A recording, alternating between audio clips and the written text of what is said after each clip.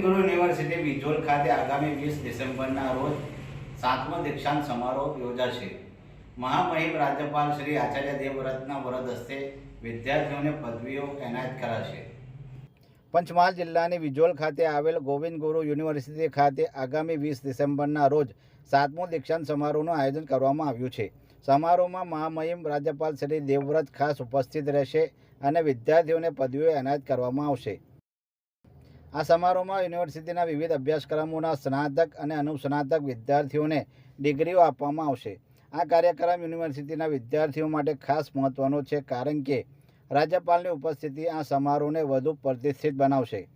University કેમ્પસમાં તૈયારીઓ પૂર્ણ થઈ ગઈ છે અને વિદ્યાર્થીઓ તેમજ સ્ટાફમાં ઉત્સાહનો માહોલ જોવા મળી રહ્યો છે। આ કાર્યક્રમમાં રાજ્ય કક્ષાના મંત્રી ત્રિકમ છાંગા અને રમેશ કટારા પણ ઉપસ્થિત રહે તેવી શક્યતાઓ છે।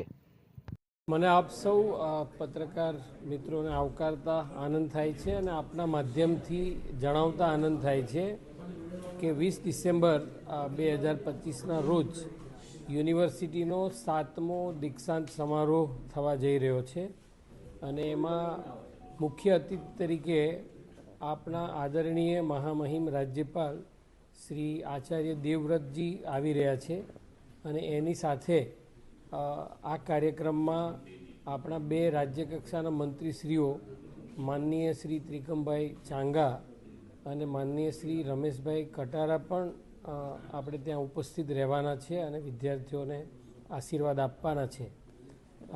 આ જે કોન્વોકેશન થવાનું છે એમાં ઇન પર્સન 1684 વિદ્યાર્થીઓ અને એબ્સન્સિયામાં 19,900 ઉપરાંત વિદ્યાર્થીઓ નોંધાયા છે, એટલે ટોટલ 21,600 અને 16 ડિગ્રીઓ જે છે એનું વિતરણ આ કોન્વોકેશન પછી થશે અને એની વ્યવસ્થા યુનિવર્સિટીએ ખૂબ સુચારુ રીતે કરી છે। એટલે આપ સૌના માધ્યમથી ગોધરાના શહેરીજનો તેમજ આપણા જે 5 જિલ્લાની શૈક્ષણિક સંસ્થાઓ છે એ સંસ્થાઓ અને વિદ્યાર્થીઓને અપીલ કરું છું કે આ પદવીદાન સમારંભમાં ખાસ હાજર રહે। Thank you all.